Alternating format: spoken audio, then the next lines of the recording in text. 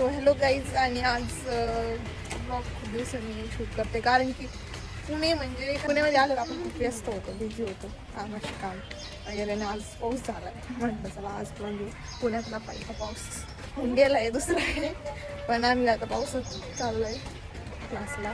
पुण्यात येऊन खूप स्ट्रगल करावं लागतं की असं चालण्याचं पण, आणि त्या अशा पाण्यात चाललं लागतं. शेजारून गाडी जरी गेली तरी भीती वाटते की आमच्या अंगावर पाणी उडतात काय म्हणून. फुटपाथवर चालावं लागतंय.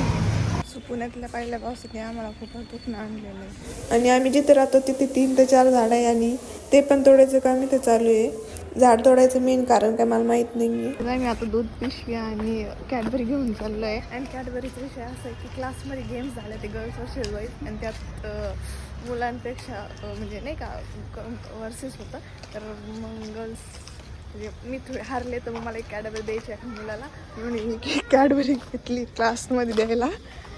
पोरगं ओळखीचं नाही तर कॅडबरी द्यायची. आणि पुण्यातल्या पावसामुळे आमचा असा घसा खोकतोय, सर्दी होणार आहे. त्याच्यामुळे आता मस्त आले तर चहा करून पिणार आहे आम्ही. आणि डेअरीमधलं दूध घ्यायला परवडतच नाही म्हणून आम्ही आता 10 रुपयाची पिशवी घेऊन दूध चहा करणार आहे मस्त.